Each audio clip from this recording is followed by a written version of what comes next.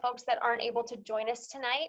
The recording will be shared on HC3's website. So I believe Dom just hit record again. Thank you. All righty. So that's it for our logistics. As a reminder, if anything funky happens, just use the chat to talk to Dom or submit your questions for Rich here at the Q&A.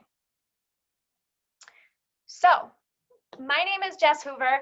I am the Climate Action Director for the High Country Conservation Center. And if you're not familiar with us, we are an environmental nonprofit based in Frisco. And our programs help Summit County residents and businesses save energy and water, take action on climate change, and expertly recycle and compost.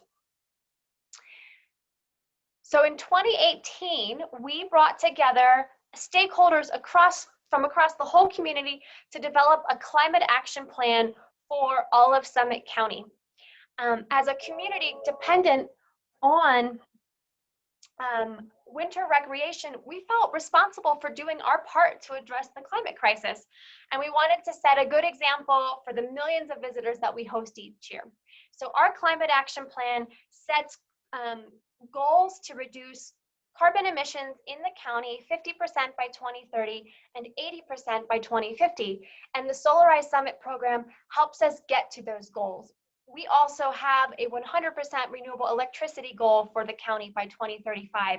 And many of our municipalities have set goals like that too, including Breckenridge, Frisco, and Summit County government. So again, Solarize Summit really helps us all to work together to achieve these broader community goals.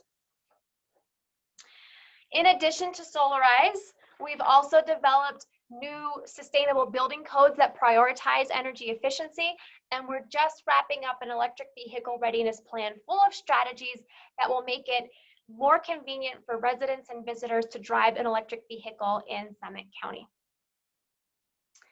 So lots of good stuff going on in the climate action realm. Super excited to have you here to learn more about Solarize. And before I turn it over, just one more thing I wanted to share with you. Energy use in our homes and electricity use especially is really important. When we did our greenhouse gas emissions inventory for the Climate Action Plan, we learned that 65% of carbon emissions in the county actually come from energy use in our buildings. And among the energy uses, 40% of our emissions come from using electricity.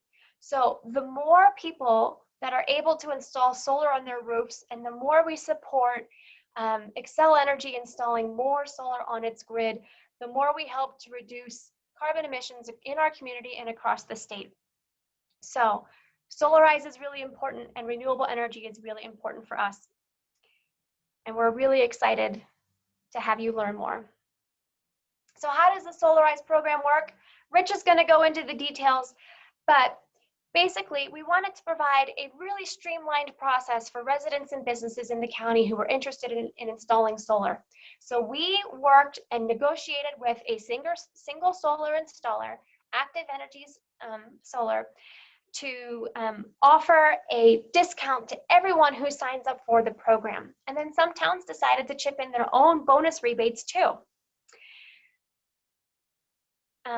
Before I turn everything over to Rich tonight, I would like to just get an idea for where everyone's tuning in from. So I have a poll, and I'm just going to ask you what town your home is located in. So the poll is open now. You should be able to see it on your screen. And if you can just take a few minutes to tell us where you live, we'd really appreciate it.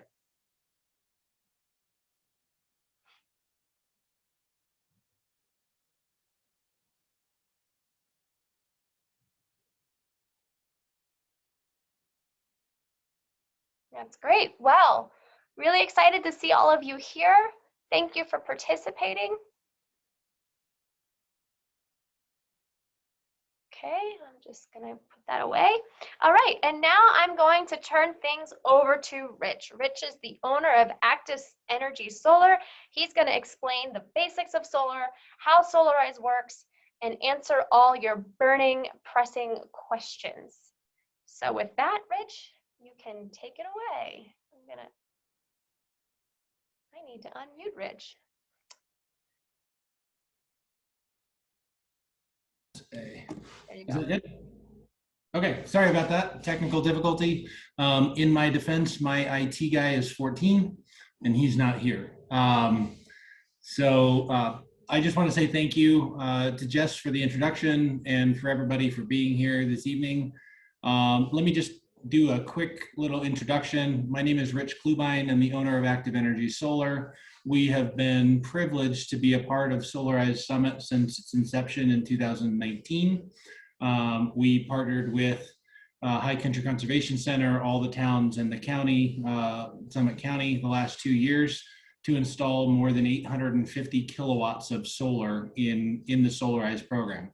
Solarize Summit has been the most successful Solarize program in the state and one of the most successful in the country. It's been replicated a few times in Colorado, and in Oregon, its inception was through Solar Energy International, which is out of Paonia, so a local organization that's a leader in solar training and guidance on projects like this. So we're a small company, mom and pop owned. We have about 30 employees in the summer to install solar. For a baseline in 2018, before Solarize happened, there was about 120 kilowatts of solar installed in Summit County. So in 2 years, we've multiplied that by almost almost eightfold, going forward. So let me kind of walk through a little bit about Solarize. We're going to talk a little bit about what our grid looks like, how we get power, what some of the goals are, how energy works, how solar works, and some of the financial stuff. And then at the very end, we're going to cover batteries and then have a question and answer session. So Jess, if you want to advance the slide deck. This is representative of our grid. So the grid is a very, I would say, diverse grid here in Colorado. We don't have a whole lot of hydroelectric. There is a dam, if any of you guys have driven to Glenwood Springs, there's a dam that's operated by Xcel Energy in the Glenwood Canyon. But we get a lot of our power from coal in the state of Colorado and natural gas. We also have distributed rooftop solar on businesses and homes, and then grid scale solar and wind on the Eastern Plains. If you want to go to the next slide. Basically, the utility, Xcel in this case, covers all of Summit County. They produce power at a plant, they step it up, transmit it over those big power lines, and then it makes its way to your neighborhood and then to your home. Next slide, please. This is a map of the United States, a couple years old, but these are the renewable energy goals by state. And Colorado had set a goal of 30% by 2020. An unofficial goal by Governor Polis is 100% by 2050. And Xcel has a similar goal as well, but there is a voluntary and then a renewable electricity standard. And the renewable electricity standard is a law that was put into place, just the difference between the two. So if you go to the next slide, we have a pretty progressive utility in Xcel. Their goal is to be 100% renewable by 2050, 85% carbon free by 2035. And they're making strides as a step backwards. In 2018, they were at 28%, so they added 2% more renewables. They have a lot of wind resources, and they're looking for more solar. So every home that puts solar on it, every business that puts solar on it goes into their, quote, renewable portfolio, whether they own it or it's a homeowner. So in this case, the homeowner owning it is a really good thing because it benefits Xcel and it benefits the homeowner as well. If you want to go to the next slide. We just want to cover some basics of energy and electricity, parts of a solar array, and what grid tied and net metering means to you. So if we'll go to the next slide. A lot of people get power and energy confused. Power is the rate at which work is done over time, and energy is the ability to do work. So to give you an example, a desktop computer consumes 200 watts. If it's on for 10 hours, it consumes 2 2 kilowatts or 2 kilowatt hours of, or excuse me, 200 watt hours, 2,000 total kilowatts. So it's a little bit different, but your bill is generated from Excel based on how much energy you use in a period of time, so kilowatt hours. Go to the next slide. So solar panels, not to get too geeky, but pretty cool technology. There's a glass sheet, there's positive and negative silicon, and light hits those, it excites the silicon and electrons flow. So electricity coming out of a solar panel is called DC, or direct current. That's what you get in a battery or say your cell phone. So power flows one way. When you get to your house, you can go to the next slide. It flows both ways. It's called alternating current. You ever want to learn the difference between the two? There was a big fight between Nikola Tesla and Thomas Edison at the turn of the 19th century. And they were both competing for the standard, and Tesla's alternating current won out because it loses less energy over longer distances. So in essence, your solar array produces DC power on the roof. It goes to an inverter. That inverter changes it to power that you can use in your home from the plug in the wall. Go to the next slide. So this is a representation of what I was kind of saying. So it goes to the inverter, production meter, that measures how much you are producing. The power actually goes into your electric service panel. So if you have lights on in your house, the refrigerator, water heater, all of those things that are consuming energy or loads, it's actually your solar array feeds those during the day first. And if there's excess power that your home does not need, it actually spins your net meter backwards and goes out on the grid. So when we talk about net metering or grid tied, this is a grid tied system. And the net metering is when you produce more energy than you consume, it spins your Excel meter backwards, and the utility company becomes your battery. So they're storing your energy for use at a later date. We get a lot of questions from people who say, well, what about the power I consume at night? So during the day, the ideal would be to design a system that produces more energy than you need during the day, but enough that that you have extra power left over at night so that you can consume that power instead of paying for additional power. About 85% of homes that we install solar on can completely power themselves through net metering, and they would only have a minimal bill from Excel for electricity. There's always going to be a connection fee, and that's what they do for maintenance and things like that. So, $10, $15 a month to be connected to the grid, but no consumption cost. If you want to go to the next slide. If we look at that computer example that I used, 200 watts, if we use that 18 hours a day times 365 days a year, and our cost of power, it's a little bit more. Excel raised their rates this year, but 11 cents a kilowatt hour, costs about $144 a year to run that computer. The average household in America used about 11,000 kilowatt hours. So at 11 cents a kilowatt hour, you're spending about $1,200 a year on power. So this example gives you a home that is spending about $100 a month on electricity, plus your connection fee. So your bill is probably around 115 bucks a month. If you go to the next slide. This is what your electricity bill looks like. They have lots of different rates and fees and taxes and all of that stuff. But the bottom line is that your bill is a measure of consumption, and then also a kind of facility charge and taxes. So be connected to the grid. So if you want to go next slide. Most people don't understand, but historically over the last 50 plus years, the average cost of electricity has risen about 4% per year. So you're paying $100 this year and you consume the same amount next year, likelihood is you're going to pay $104 and then 4% on top of that. So that blue section in the top is the rising cost of electricity. So all of that under the line is what you're paying over the life of a solar array if you don't have solar.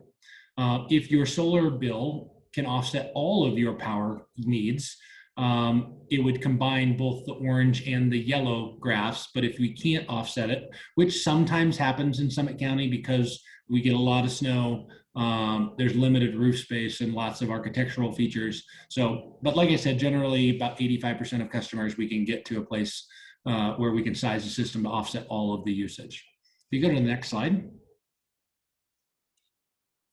There's a beautiful picture of a solar array and a ski hill. The cost of solar has come down in the last 10 years plus. So in the last 6 years, the cost of solar panels themselves have come down about 80%. So what's nice about Solarize Summit is that we have, our company presented a price that basically gives people the opportunity to buy, I call it Costco style. So the more people that go solar, the higher the discount and rebates, and everybody collectively pays less for solar. If we go to the next slide, this describes the rebates that we have for Solarize Summit. There's one of our amazing Solarize families with their array on their home. That's a system I believe we did last year. So where we start, Active Energy Solar, for everybody who goes solar, if we sell less than 100 kilowatts, everybody will get a rebate check from Active Energy Solar at the end of the program, and we anticipate that to be sometime around late August or early September, that these checks will go out. Everybody will get $150 back off the cost of their system. If we do 100 to 250, everybody will get 225. Last year we did just over, I think it was 350 kilowatts. So everybody got a check for $300 back. Now the checks are also limited to 2.5% of the total cost. So if your system is very, very small, it'll be a 2.5% of the cost. But our goal is hopefully to get to that 500 and higher mark for everybody, so that everybody can get a much bigger rebate. There are community rebates. So these are the bonus rebates that are available. Breckenridge has 20 rebates at $1,500. Frisco has 10 rebates at $1,500. Unincorporated Summit County. So if you don't live within the city limits of any of the towns, there are 25 rebates from Summit County for $1,500. And then Dillon increased the rebates this year to $1,000 for the first 4 Dillon residents. So all the rebates are on a first come, first served basis, and rebates will be guaranteed or reserved for you based on the date of the contract signature. So that's the fairest way to do it. So the idea is get on the list early to have your assessment, and we'll go through the steps in the process of what that looks like. But they are limited, and we have exhausted almost all of the rebates. I think Breckenridge we've exhausted every single year, Frisco, and then in Summit County. So these rebates will go very fast. The municipalities and the county have been very generous, so they've increased the number of rebates this year. So, but we are doing a Solarize program in Garfield County right now, and in the first month of that program, we've already had 25 rebates reserved. So this is a very popular program. Who doesn't like free money? Go to the next slide. On top of rebates, there's a 26% federal tax credit. So you don't get a check from the government, but everybody pays withholding taxes off of your paycheck. And what happens is if your system costs $10,000, let's say, you would get a $2,600 tax credit. So if you owed the government $5,000 in income taxes in April next year, and you deduct that $2,600, you would only owe the government $2,400. So it's quite a savings. It's like cash to you. Go to the next slide.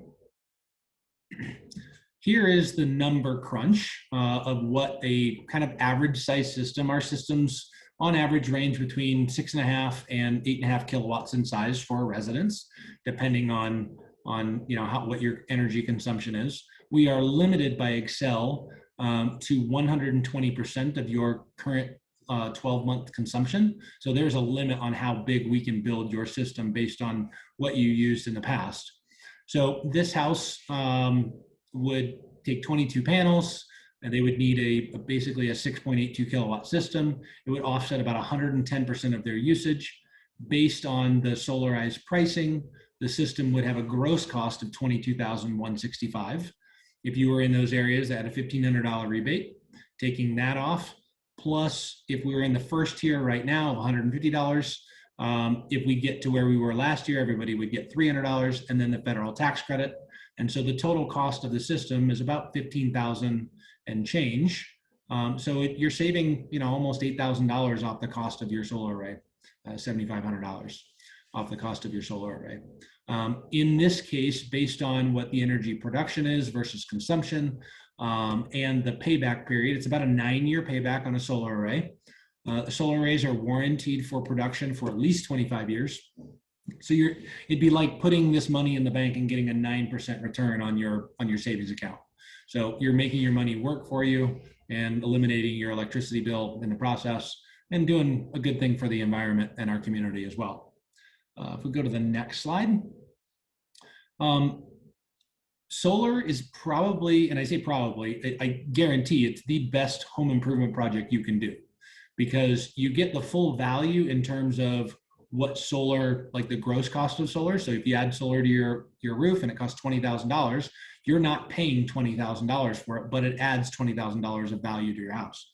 Also, there are studies out there that show that homes with solar sell about 30% faster than homes that don't, because buyers are very intrigued and very excited about homes that don't have all of the bills every month. So electricity being one of those bills every month, it'd be nice to buy a house and not have to worry about writing a check to the utility company every month. If you go to the next slide, I just want to look at the environmental impact from a carbon perspective. So the Climate Action Collaborative and the climate plan the climate plan that Summit County put together. This average size solar array will avoid 6.1 metric tons of coal being mined every year and burned. That translates to 12 tons of CO2. Most people don't think about water in the production of energy, but it is a water intensive, and we all know that water is a concern in our community. Snowpack, we're low this year or below average. And then obviously miles driven for transportation of energy, things like that. And then the benefit of, it's essentially like planting 41 trees per year every year the solar array is operational. Go to the next slide.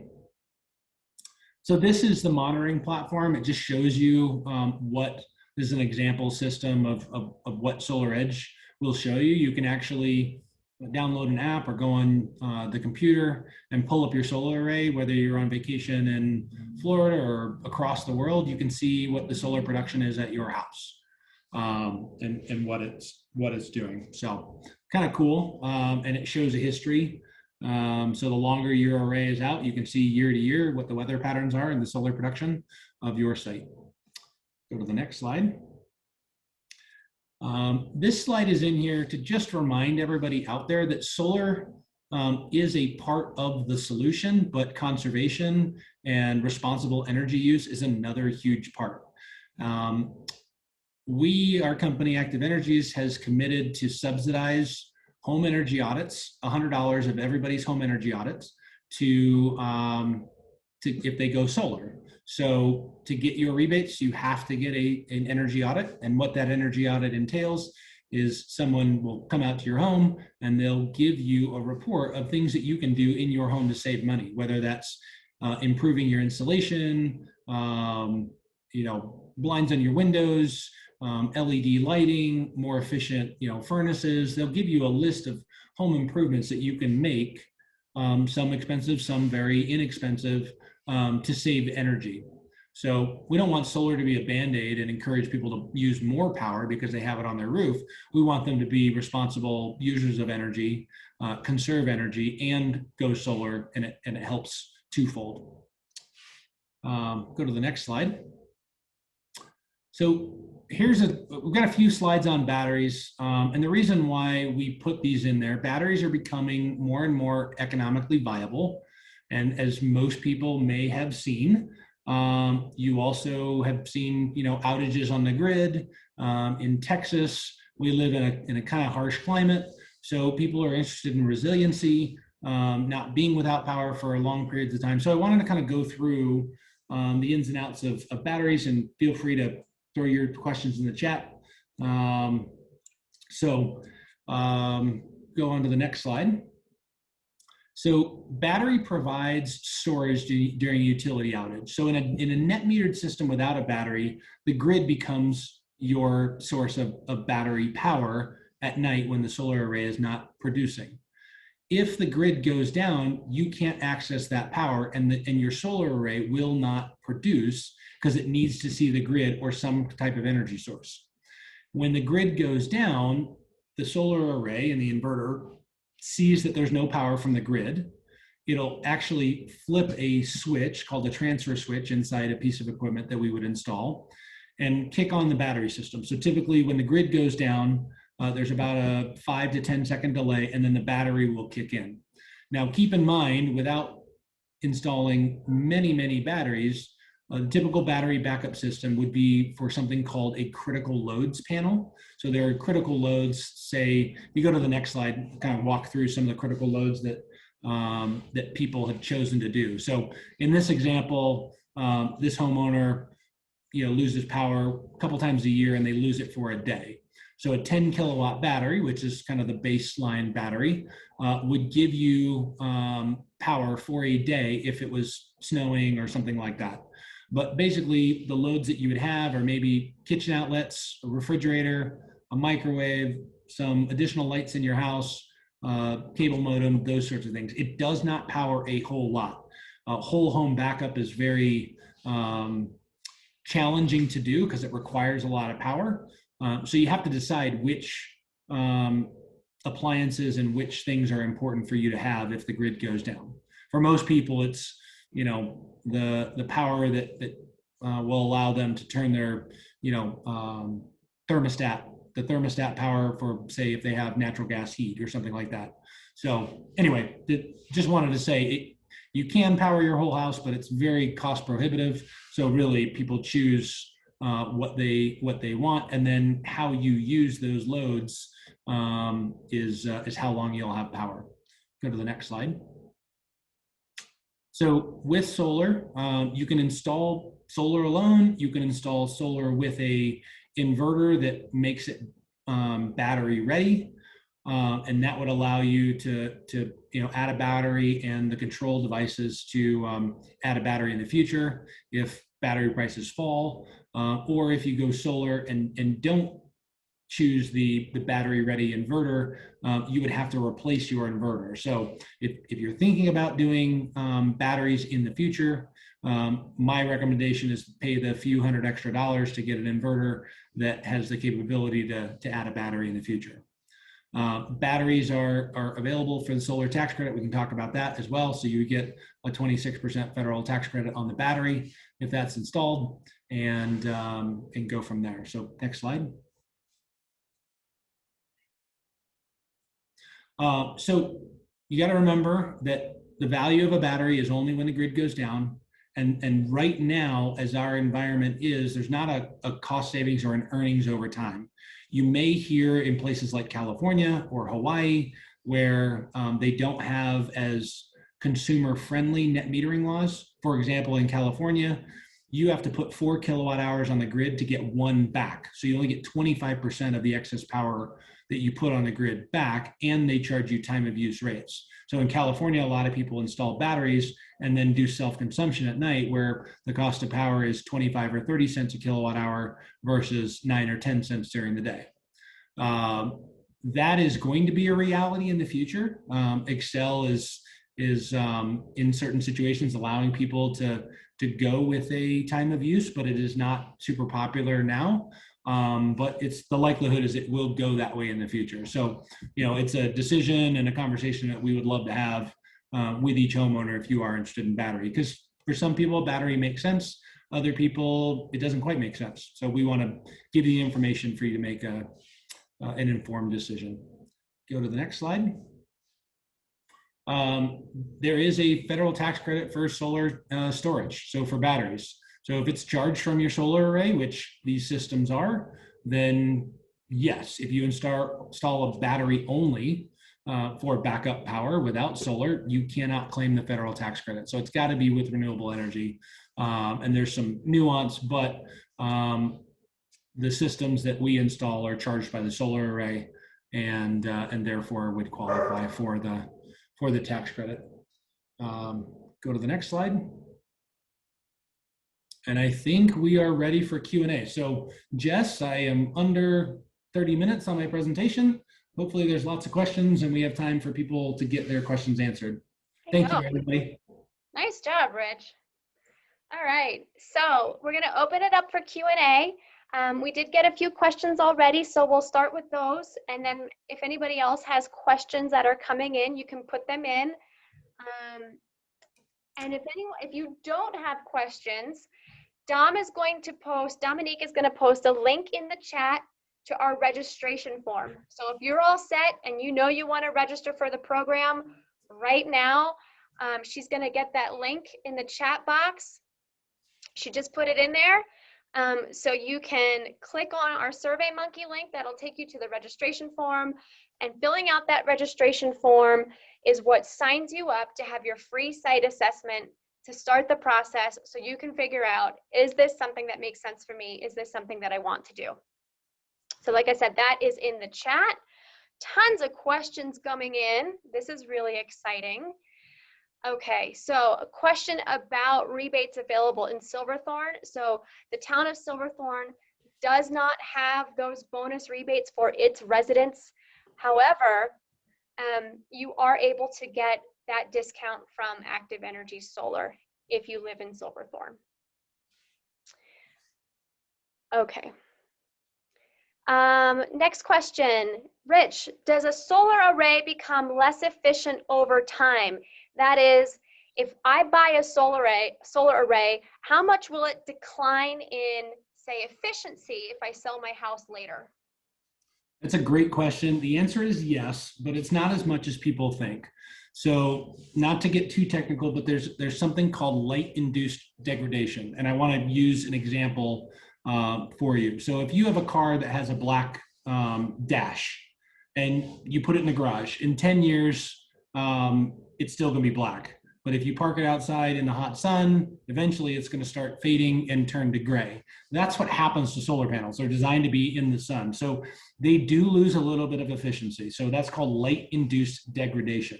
The manufacturers have a warranty on the panels, so that at the end of 25 years or 30 years in some instances with the higher end, like top of the line panels, they guarantee a level or percentage of production of the original that the panels produce. So if a panel produces 100% in year 1, year 2, you experience the most drastic light-induced degradation of about 2.5 to 3%. And then each year after that, it's about a straight line, 0.5%. So most manufacturers, like even the kind of lowest end modules, are at about 80% of original production at 25 years. The modules that we are putting in this program, Helene and to a lesser extent Silfab, they're both American-made modules, they're at about 85%. So our goal as a company is to try and size everyone's array at about 115% of current historical consumption electrically.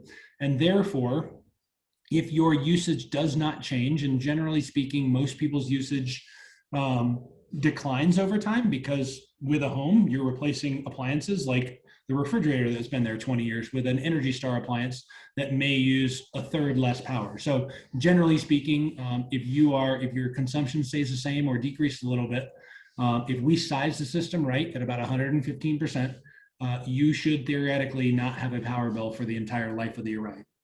How did I do, Jess? Does that answer the question? Yep. Okay. If somebody already has solar, but they're interested in expanding their system, would they still be eligible, or would they be eligible for another federal tax credit? Yes, on the cost of the new system, yes, you would be. So if, say you have a solar array and it was 5 kilowatts and you wanted to double that, and that system costs, X number of dollars, you would get the tax credit. We would provide you with a receipt for the work done and the appropriate form. So when you fill out your taxes, you fill out the form and say, I spent $10,000 on an upgrade to my solar array, and then you could take the tax credit on that amount. Awesome. Okay. Someone else asked if we reached our 2020 goal. I'm assuming that's our Solarize goal.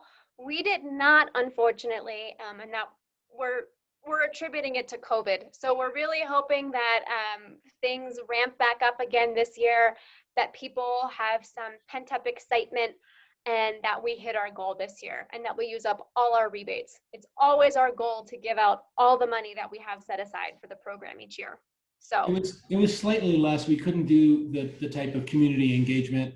We launched Solarize right as everything was shutting down last year. So it was very challenging, and we were trying to figure it out. We did the best we could. We had a huge response given COVID, but I think we fell probably 10 to 15% short of where we were hoping to be.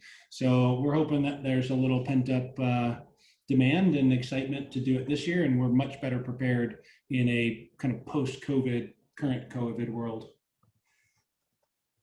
Great, thanks, Rich. You kind of mentioned this, but can you provide a little bit more information about the types of solar panels you install? Yeah, so we as a company choose American-made modules. So what we have bought a large quantity of modules. They're called Helene. They're actually made in northern Minnesota, an old mining town that they converted a factory over to producing solar. They're a very good module. They do a very good job in our environment.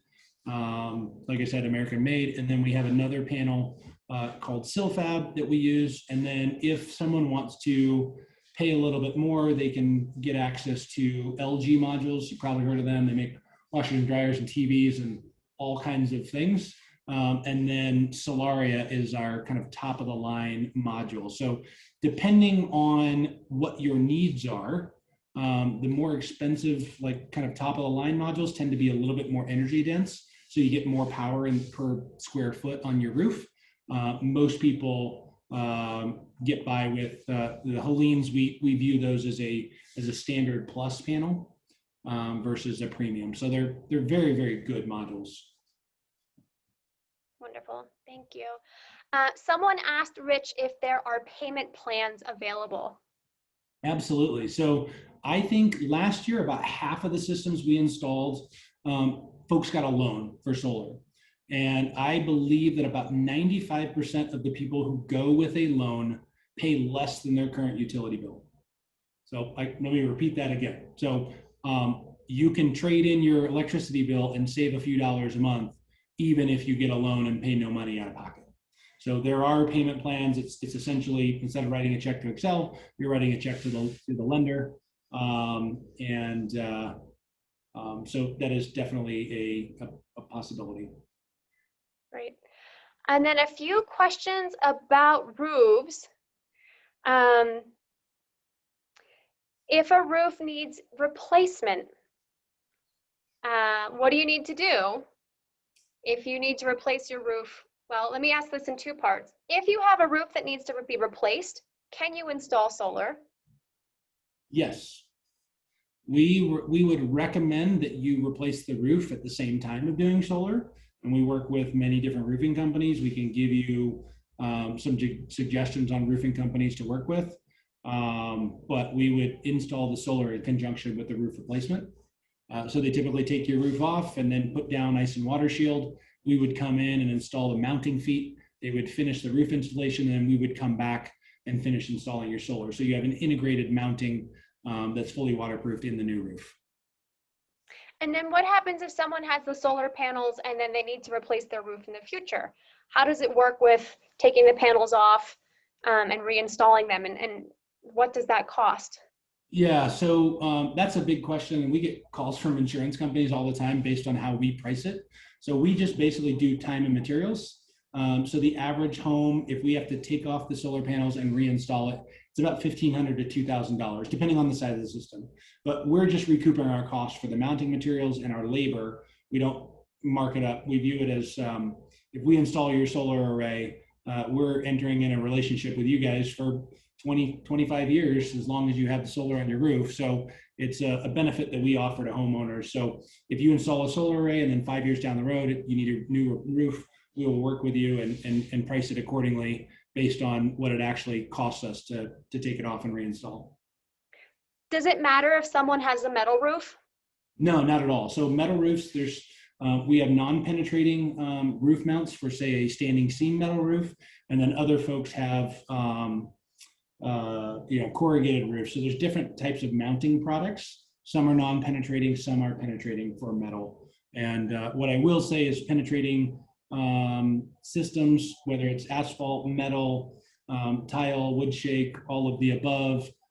We've been doing solar since 2006, and knock on wood, we have not had a roof leak. Wonderful. How about if somebody doesn't want them on the roof? Can you talk a little bit about ground mount systems? We can do ground mount. So if you see on your screen right there, that's a ground mount that we did up in Summit County a couple of years ago. So we can do a ground mount. It's a little more expensive than doing it on your roof. Usually the reason for doing a ground mount is the roof isn't large enough to accommodate the solar array that you want, or there's concerns about production because the roof may be flat and may be covered, all winter long. So a ground mount requires a little bit different level of work. So there's concrete, there's trenching, there's running wires underground and bringing it back to the house. We do all of this work in-house. We actually have a skid steer and work with contractors to pour concrete and do all of that for you. I see that there's a question on HOA approvals. What you get in Solarize is we'll come out, we'll do an assessment, we'll provide you with a guaranteed price quote, and then from there, all you have to do is sign a contract and sign the approval documents with the utility to get it going, or any financing documents. We do all the permitting, we do all the work with the local utility, we install, we have a master electrician that does the electrical. So we do a soup to nuts turnkey installation for you. It's very, very simple for the homeowner. We take care of all of the ancillary stuff outside of a few signatures and proof of insurance for the utility company. Great. How about electrical panel upgrades? Do people have to upgrade their electrical panels to install solar? Generally not. There are different ways that we can connect solar, but sometimes we do run into electrical panels that are really old and don't meet current codes. So if we run into that situation, we are required every time we touch a piece of electrical equipment to bring it up to code. So in those situations, in the site visit, we would hope that in the original assessment, we would hope that we catch those things, and we take lots of photos and have our master electrician look through them and kind of double check the work. So if it is challenging electrically, we'll know up front, and that will be included in your cost of solar, whether you do get an upgrade or not. The nice thing is that if, we've had homeowners say, I need more power because I want to add an EV charger or something like that in the future. So they've requested that we do panel upgrades. We can do that as well and build that into your price. If we do that work as part of the solar, you can take the tax credit on those electrical upgrades that you can do. Great. All right. So how does Excel, this person as store, maybe can you explain once more, if someone's generating more than they're using, how does that reflect on their utility bill? So you've got a utility meter on your house, and typically without solar, it's spinning forwards, right? You're consuming energy. And then when you have solar during the day, it's spinning backwards. The ideal is to have it spin backwards more than it's spinning forward, so that you net out at the end of the year. In actuality, if you're producing more power than you're consuming during the day, it's likely going to your next door neighbor's house, being totally honest, because it goes onto the grid and is consumed.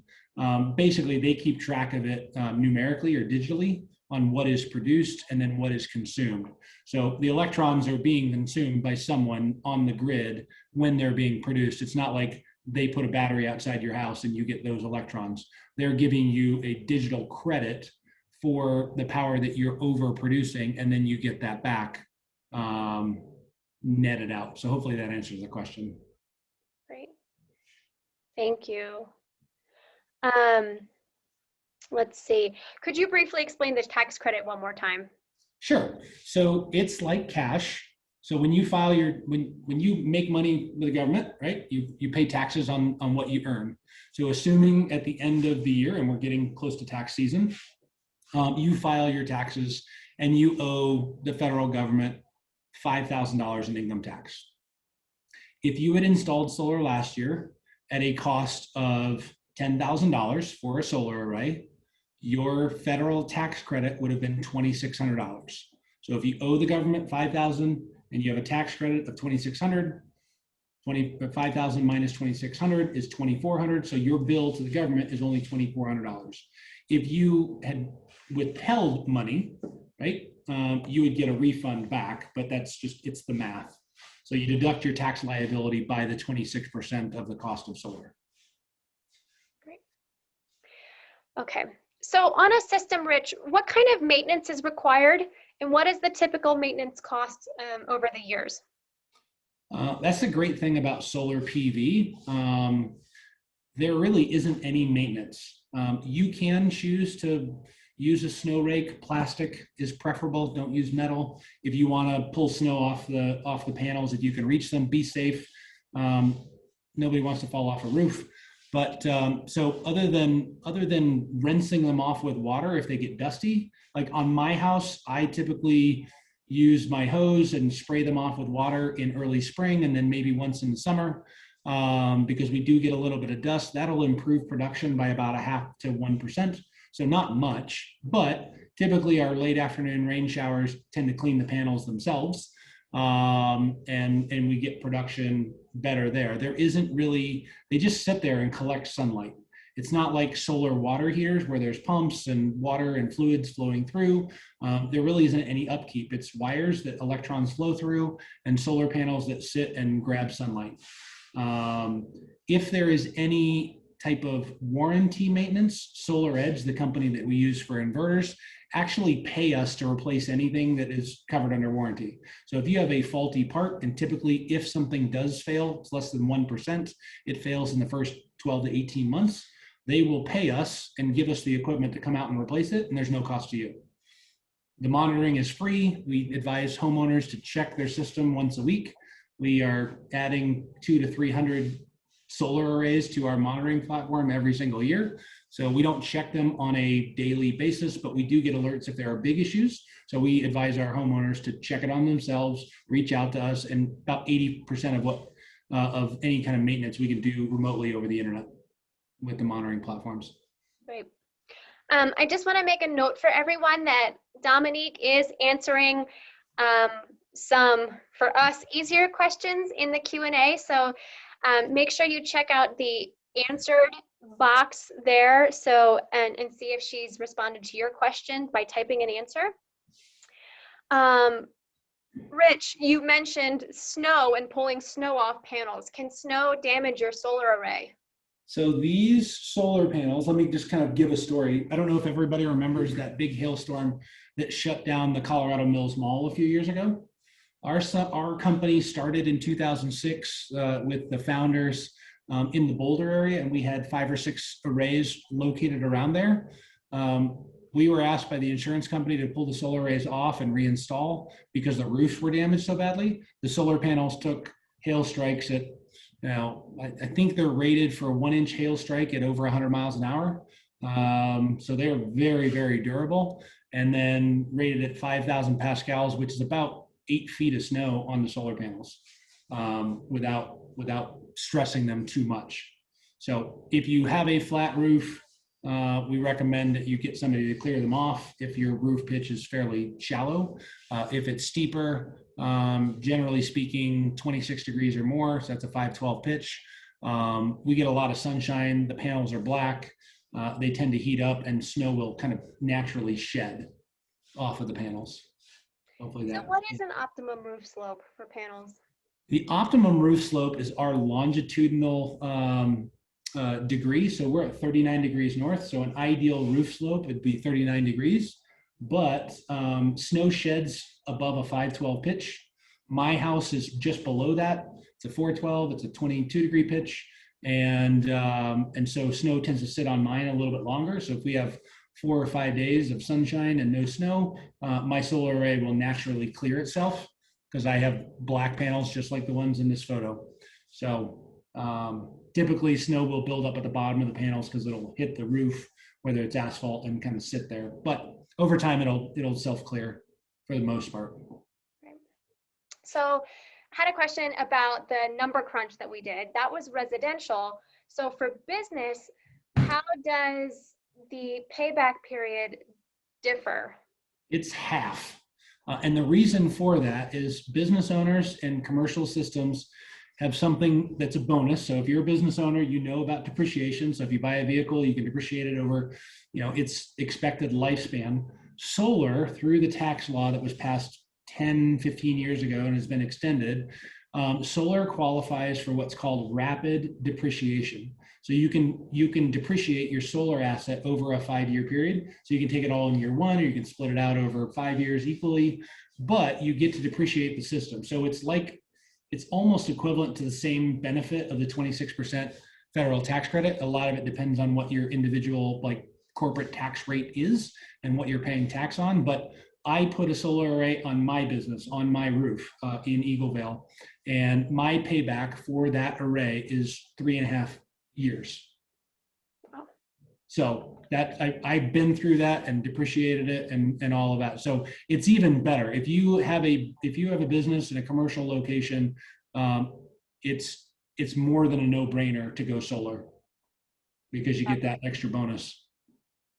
And another question, just briefly, what rebates are available? So businesses can also take advantage of the Solarize rebates, the local government rebates, and of course that federal tax credit, in addition to the advanced depreciation schedule that Rich just mentioned. There's also some pretty beneficial, it's a little bit harder to get a solar loan for a business, but there's something called CPACE, where through the state of Colorado, you can actually add the cost of solar to your annual property tax. So you would pay it as well within your property tax over a 10-year period. So that's another way to fund it through a business. So just throwing that out there, and we can help you, put you in touch with the right people with CPACE. Thanks, Rich. Another question about HOAs. Is solar allowed if someone has an HOA, or is it a case-by-case situation? So there is something called a solar access law in the state of Colorado. It is illegal to prevent a homeowner from putting solar on a roof that they own in an HOA. And let me say that again, on a roof that you own. So if you own a townhouse and you don't own your roof, it's an HOA roof, so they pay for the maintenance on the exterior. That gets into the situation where an HOA can deny it, right? Because you don't physically own your roof. But say you live in the Wellington neighborhood or something like that, where you've got an HOA, they cannot deny solar on the rooftop in Colorado. An HOA can deny a ground mount, but they cannot deny it on a rooftop. Okay, excellent. Someone is a part-time resident asking about the energy use. So if Excel limits the amount of solar they can install based on their usage, but they don't live there full time, does that penalize them when their consumption increases when they do live there full time? The answer, unfortunately, is yes. We can only build a system to 120% of current usage, but we work with a lot of homeowners that have a second home. And when we worked with someone last year who was planning on retiring in a few years to Summit County, so moving from South Carolina to their second home and becoming a full-time resident. So what we did for that homeowner was we built a system as large as we could for their current usage, but we oversized the inverter. So we made some assumptions about what their usage would be on a full-time basis, and made it so that we could add on to the system without replacing the inverter in 3 years when they retired and moved up to Summit County full time. So they are going to get a solar array in 2 phases. So phase 1 is second homeowner. Phase 2 will be full-time living and adding more panels onto the roof to a system that was sized to accommodate that. Awesome, thank you. what happens if your inverter needs to be installed on the other side of the house from the mounted panels? It depends on the situation. If you have an attic, a lot of times we can go inside the attic and then pop out that exterior wall on the opposite side of the house. So we'll hide that conduit as much as we can and then go down that exterior wall with conduit. Or we'll have to run conduit around the house. A lot of the HOAs and municipalities require that we paint it to match your house. So you probably already have stuff on the exterior house, whether it's cable wires from Comcast or other irrigation controls, things like that. So we try our best to limit the aesthetic impact of conduit and the wires that go inside them. So typically what we ask homeowners when we do the install is that they be there the first day and walk through with our crew where they would like to, or where they would prefer the conduit would be, and have that conversation. So we involve the homeowner on the aesthetic impacts of wiring, conduit, and inverter placement. So inverters can be inside or outside. The only thing that is required to be outside is an external disconnect and a production meter if the utility requires one. So Excel requires a production meter if your system is larger than 10 kilowatts. So, but there has to be a disconnecting switch for firefighters so they can shut the solar array off if in the case of an emergency. Okay.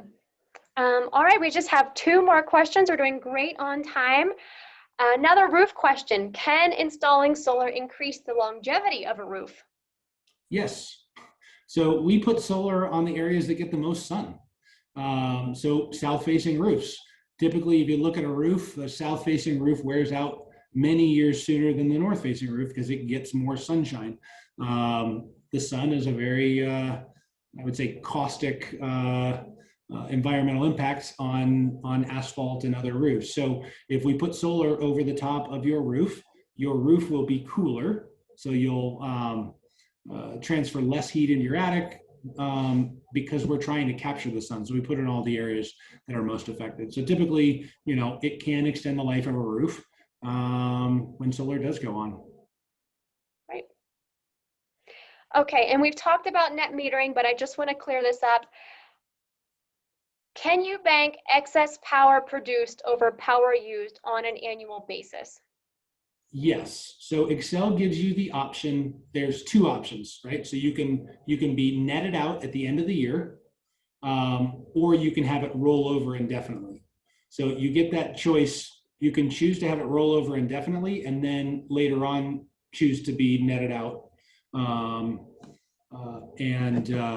and then it's final. But if you choose to be netted out on a monthly basis, you can't go backwards. So you do have that option. We always tell people, if you're producing power now and you produce more and it goes in your bank, and then 5 years later, the cost of that power, if you're pulling from that bank, you bought it low and you're selling it high because the cost of energy is going to go up over time. So it makes sense to bank it as long as possible, roll it over, at least in my personal opinion.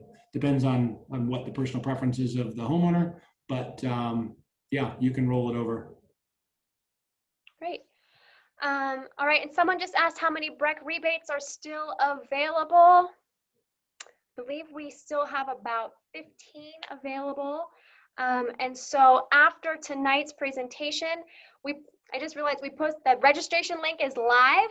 So and I'm going to ask Dom to put that in the chat one more time. That link is live, so you can register for the program tonight if you're interested.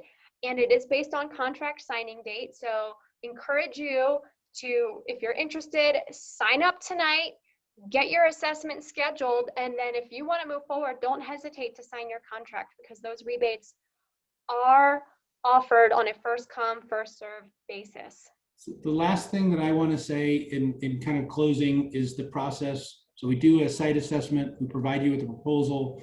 You either say yes or no, we want to go solar, or we don't.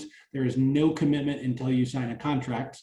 Once the contract is signed, we will submit for permitting. That usually takes a couple weeks, and then get you on the schedule to do the install. Start to finish, it's about a 5 to 6 week process, depending on how backed up the permitting is and how many we've got in the queue. but typically start to finish 5 to 6 weeks, maybe 7, depending on some other factors outside of our control. You will be contacted by Clay Warren, who is our sales professional in Summit County, and he will do the site assessment and also the proposal for you. And then there's some people in our office, Bailey, Courtney, Mickey, and Victoria, who work with homeowners, answer questions. Mickey does help folks with financing, so if you have questions about that, you can call the office. We'd love to help everybody go solar and exceed what we did last year and even in 2019. So thank you all so much for attending. I hope I answered all of your questions. If you have any other questions, you can reach out to Jess or even myself or our staff at Active Energies, and we'd be happy to answer them for you if we didn't cover it tonight. Yep, we put my email address in the chat in addition to Rich's email and Clay's email. So please don't hesitate to reach out if you have any additional questions. I will email you all after everything, after tonight, to send the presentation if you want to rewatch, and provide these resources and email addresses too, so you are able to continue to answer or ask your questions. All right, so thank you again, everyone, for attending. Really appreciate your time tonight, and